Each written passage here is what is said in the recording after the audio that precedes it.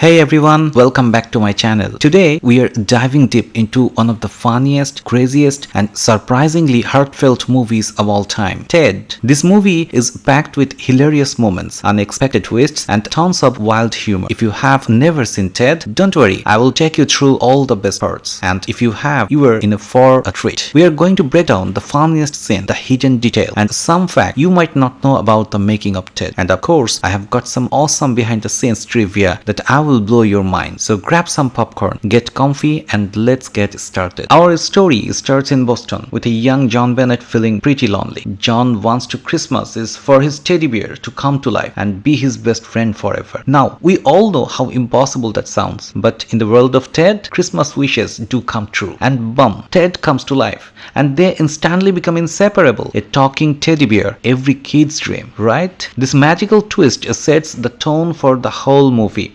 blending a mix of childish wonder with adult humor that only Seth MacFarlane can pull off. Fun fact, this wasn't Seth MacFarlane's first idea for a movie about an unusual friendship. Back in his college days, Seth created a short sketch featuring a talking dog, which eventually inspired both Family Guy and Ted. He actually came up with the core idea for Ted way before Family Guy became popular. After Ted comes to life, he becomes an instant celebrity, a talking teddy bear. Of course, everyone wants to know him. There's media frenzy, interviews, and even an appearance on Johnny Carson's Tonight Show. But after the initial fame dies down, Ted and John settle into their everyday lives. Even as John grows up, Ted sticks around, but things take a turn. They hang out like old pals, watching TV, cracking jokes, and causing all sorts of trouble. This is where the movie really shines. It's not just a comedy about a beer, it's about friendship, loyalty, and growing up. Or not growing up in John and Ted's case. Fun fact, Seth MacFarlane's voice for Ted wasn't created in a sound booth after filming. It was done live on set. So Mark Wahlberg and Mila Kunis heard every sarcastic, hilarious line from Seth in real time while acting. Speaking of growing up, this is where things start to get complicated. John's been dating Lori, played by Mila Kunis, for 4 years now. She's smart, successful, and a little tired of John's immature antics with Ted. Lori wants John to step up and be more responsible, especially since she is ready to move forward in their relationship. But here's the problem. Ted's wild behavior is keeping John stuck in the past. It's like he cannot leave this childhood behind, and Lori is starting to wonder if John's ever going to grow up. This sets up the core conflict of the movie. John trying to balance his relationship with Lori and his friendship with Ted. Interesting fact, Mila Kunis and Mark Wahlberg had some great on-screen chemistry. But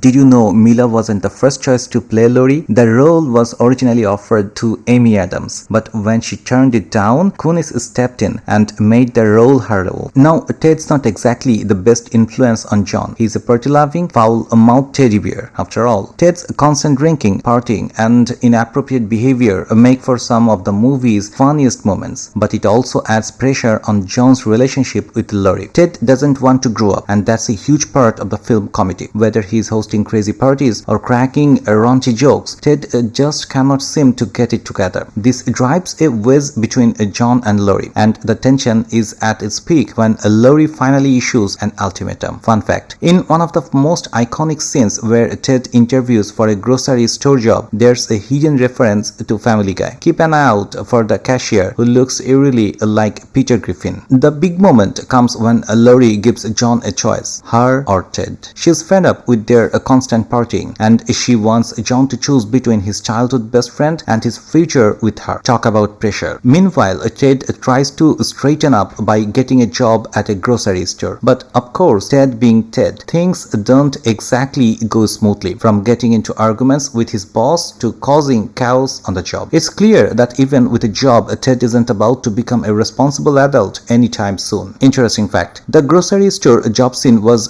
partially improvised. Seth MacFarlane gave himself some room to add lip jokes on set, which led to some hilarious and unscripted moments between Ted and his boss. Things take a serious turn when Ted gets kidnapped by Donnie, a creepy superfan played by Giovanni Ribisi. Donnie is obsessed with Ted and wants to give him to his son. This is where the movie moves from a pure comedy into more of an adventurous story. John and Lori have to come together to rescue Ted, and this is where John realizes just how much his friendship with Ted really means to him. The movie movie uses this moment to add some real emotional weight, showing us that even though Ted is a crazy, foul-mouthed bear, he is still important to John. Fun fact, Giovanni Ribisi, who played Donnie, completely embraced his role as the creepy villain. He even improvised parts of the infamous dance scene, making it one of the weirdest yet funniest moments in the film. One of the standout scenes in the movie is the fight between John and Ted. It's a full-blown, over-the-top brawl between a man and his teddy bear. The choreography, the punches, the distraction, it's all hilarious. What makes it even better is that Mark Wahlberg had to perform all of this without actually fighting anyone. Ted was added in later through CGI. So all the intense moments were Wahlberg just throwing himself around the room pretending to punch a stuffed bear. Interesting fact, Mark Wahlberg took this fight scene seriously, even training with stunt coordinators to make the action look real. He had to imagine how Ted would move and react, which made the CGI process even more impressive in post-production. After all the chaos, the movie reaches its emotional climax. John, Laurie, and Ted find a way to make their lives work together. Ted starts to learn the importance of responsibility, while John realizes he can still have fun without being immature. Laurie, meanwhile, accepts Ted as part of their lives, on the condition that John starts to balance his friendship and his future. It's a heartwarming ending that shows that growing up doesn't mean losing your sense of fun and friendship. Fun fact, initially Seth MacFarlane wanted the ending to be darker, with Ted talking a more selfish route, but during production they decided to give it a more heartwarming conclusion, making Ted a little more lovable. So that's the full breakdown of Ted. It's more than just a raunchy comedy. It's a story about friendship, growing up, and finding balance in life. So stay tuned for more movie recaps. Goodbye.